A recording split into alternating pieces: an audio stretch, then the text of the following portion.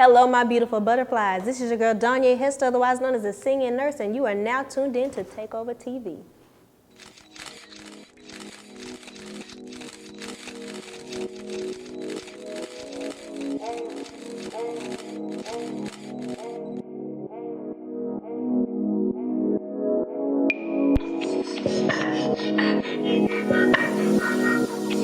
How you been? It's been a while. It has been a while. I have been blessed and highly flavored.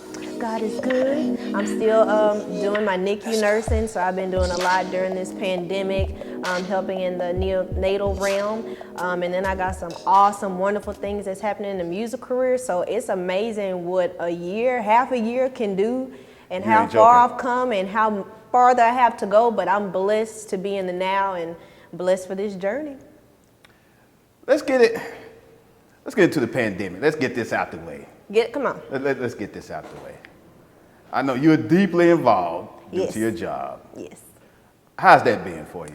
Well, I can say during the beginning portion of the pandemic, we were pretty scared. Well, let's let everybody know, just in case they don't know what you do, and Of course. So I am a NICU nurse. I work with the very, very, very small babies, the premature babies, and the chronics.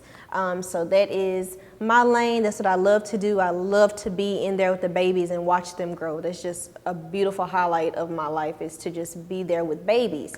But a lot of people don't realize that, COVID is not something that is just killing those that have other symptomatology, that has, let's say diabetes or different things like that. This stuff is killing young people as well. I'm talking about 11-year-olds, 7-year-olds, 20, 30, 40-year-olds. You'll talk to them that morning and they'll be coding by 4 o'clock that afternoon. So we knew that, it was going to come to us sooner or later, especially with COVID attacking pregnant women the hardest. It's quite difficult in this day and age for protection, really. I mean, there's no proper PPE. People are running around thinking that this is a joke, and then when you contract it, you can't only think about yourself anymore. If you're pregnant, you got to think about your baby as well. So really, it's a two-patient dire situation, and we have been seeing such an influx of chronic and sick children right now. We're pretty inundated, but the blessing is we are a unit that works hard together, we love together, and we love what we do. So we're just trying to power through it. The pandemic is certainly not over. Just because different parts of the state and different parts of the nation is opening up does not mean that we should not stop. We should stop social distancing and stop putting on our masks. We need to keep doing all of that in the 9. If you can stay home, stay home. Right. So have you been working a whole lot of extra hours? Has it been like kind of business as usual? I've been working business as usual. I usually work 2s to 3s and I work night shift. But it's been very, very busy. I can really tell that there's a shift that's going on. I know that mothers are very worried in this day and age because now, the hospitals are closed. You can't have visitors. So it's a different kind of, storyline with parents having their first child. They can't come see their baby after certain hours due to the pandemic. So trying to bridge the gap between trying to bond families with their newborn babies and fighting this pandemic, has been a whirlwind. But we do innovative things now, like FaceTime. We FaceTime the families, talk to them, and they love it. We just put the little screen up to them and they see the babies, they hear them coo, they hear them, they see that they're fine. Because that's the biggest thing, is the families being able to see that their child is okay. It's one thing me telling you over the phone, hey, your kid is stable, your kid is fine, but it's another thing to be able to see it. Still not being able, to hold and all that stuff like we want, but, at least we're being able to bridge that gap between not seeing their children and seeing them. So, how does that make you feel, from people all the way to Trump, all the way, different people saying, you don't need to wear no mask. The mask ain't doing anything. This has been fake. It's a hoax. It's this and this. Well, I can definitely say it's very irritating. When you don't have enough PPE to protect yourself, to protect your patients, and to protect yourself from one another, that's very irritating. There's nurses all over the country that has had to predispose themselves to a disease that we barely know anything about, subjugate ourselves to different illnesses, and we are expected to go back to work. I mean, there are policies in place across the United States that says if you have symptoms of COVID-19, to stay at home, but if you test positive initially, you're still required to work until you show the symptomatology, which is if you have a fever or you start having short of breath concerns. So that's an issue, having to wear the same mask day after day after day, which is not good for our respiratory system. We're having masks that's sprayed with hydrogen peroxide. That's something that is not helpful. When you spray and you wet an N95 mask, that does detrimental things to the mask itself. So it's not as good as it was when you first got it. But we're expected to wear that mask for 2-3 weeks, the same mask, and it's very irritating. And when you hear from higher up that, this is, we're going to do fine, we need to worry about money. Okay, well, what if we have all the money in the world, but there's no people to spend it? So that's the issue right now, is getting people to believe that this thing is real. And I know it's hard because you can't go to the hospitals. We're not letting people see it, but there's a reason why. It will completely change your life if you saw what COVID does. I had a very close friend who was admitted to the hospital early morning and was pronounced deceased the same day. Wow. So this is a very fast-paced disease that is spreading rapidly, not throughout the country, but throughout the world. And it's just very sad that we don't have the proper leadership in place to protect those that are on the front line and then protect the rest of the country. It's very irritating. Well, I should have started out with this.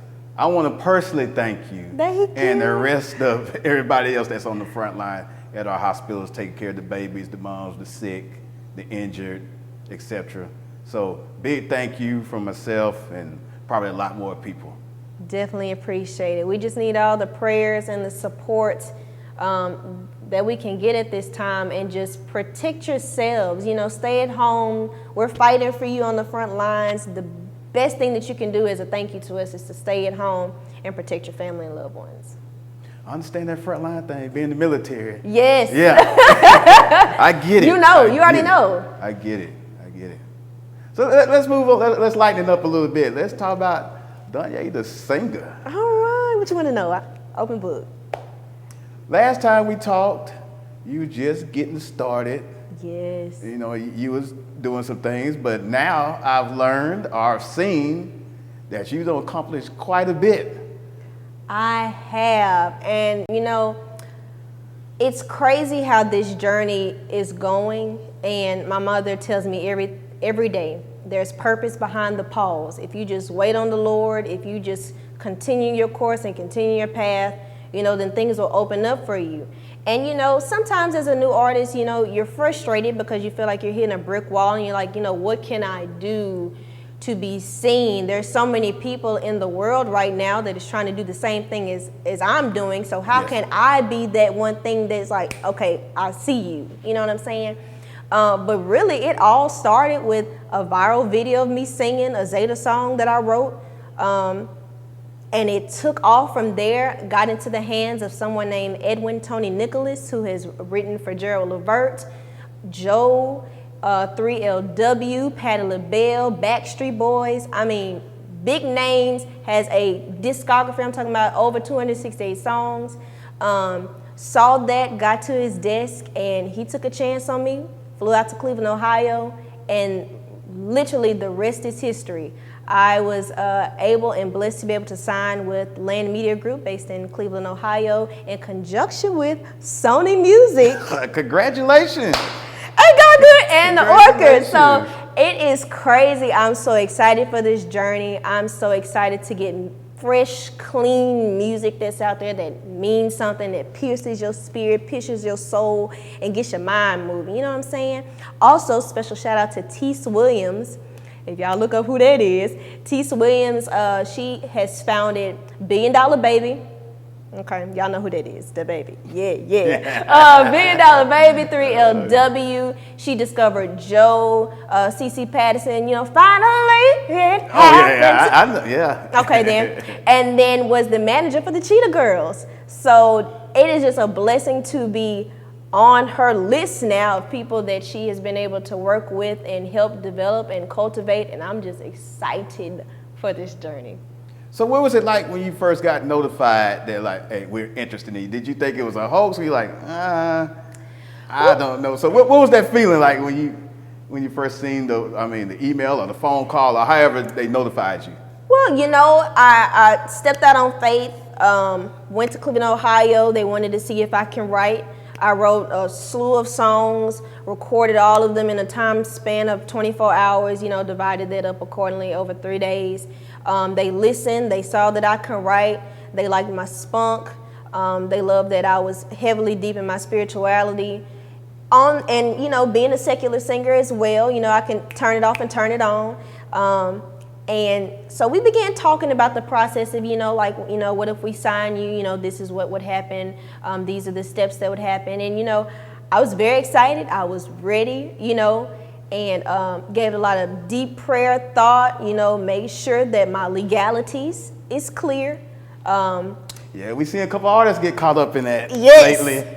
So again, there is purpose in the pause. So I made sure that everything was in order. And when I signed, I literally just sat there and cried because it's like, this is something that I've been waiting for, that I have been working so hard to get to ever since I could say I was 3 years old when I said that I wanted to be a singer. When my mom saw me, in the living room, and she's like, it's something about that girl. It's something different. She got a voice, and she cultivated me, and she let me fly, and into the secular realm, not forgetting my roots. Which is heavy and gospel. I'll never forget that. That is always a part of me, but allowing me to move forward as an adult and go into that secular realm and being able to touch people in that realm, it's amazing. It's like a whole full circle. Wow. That's what you call a journey. It is a journey. And it's so crazy because, the last time we talked, even to like how I feel, my disposition, how I carry myself is so different now. Starting off, you feel like, am I, can I do this? Am I able to do this on my own? Can I stand on my own in front of giants? And, as you go through this journey and you figure out who you are and who got your back, and ultimately who has your back, then, you feel like you're unstoppable. And so you start to carry yourself a little differently, and your disposition starts to change and your wisdom grows because, you're just so ready to just soak up all the knowledge that the music industry or any industry that you're interested in pursuing has to offer. So it's just the beginning, but I'm ready to hit it. You look different. You sound different. Yes. You can see the growth. You really can. Thank you. And I feel that. I look in the mirror and I'm like, Dawn'e, and that's my middle name. That was something that was given to me. That's my right. I am Dawn'e. I am who I say that I am. A queen. I'm a musician. I'm a future icon. I'm a future legend. You got to speak it and claim it out in the atmosphere now. So when you go back and I go back and we go back together and we look at this interview and then we see how far I came from this point, you got to speak it. You have to speak it. And you have to believe it to yourself. Otherwise, who else going to believe it? So when you go number one, can I get another interview? Of course. I'm just asking in advance. Look, I got you. You have been such an asset to me in helping me to showcase my talent and showcase my platform. So I'm so thankful that you are allowing me to use your platform as a stepping stone to boost myself up. So I would just foremost like to thank you, and I appreciate you for that. I appreciate it. Megan went number one. I didn't get another interview. So that's the reason I had to ask. Hey, look, we got one. When I go number one, I got y'all. I got it on tape this look, time. You got it on tape. I got it on tape this time. That's like verbal consent right there. So what's the plan?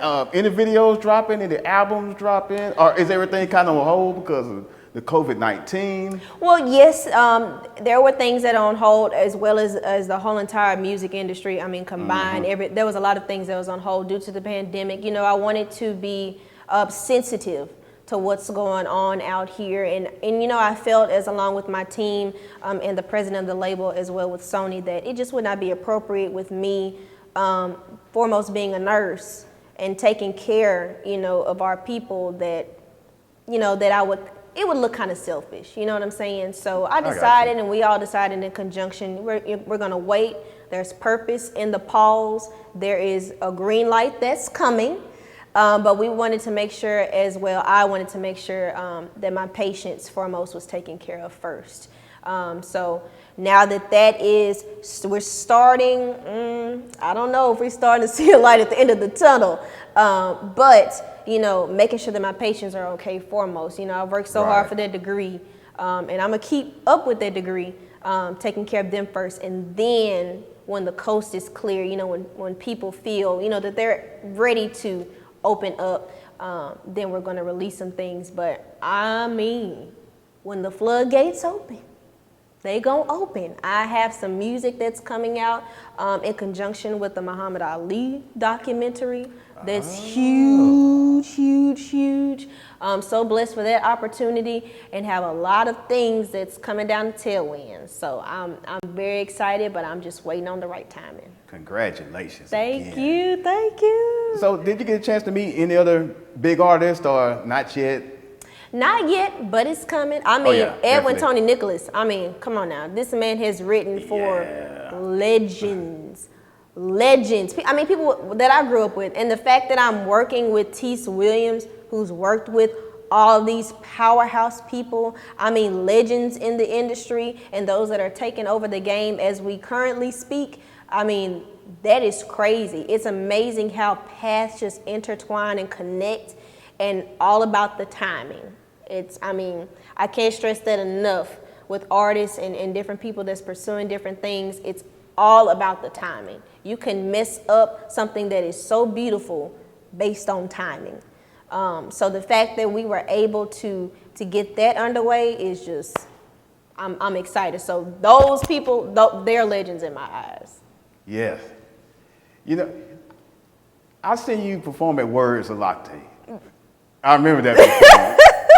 Yeah. And the one thing I do remember most is when you first walked out. What I call the strut. She just...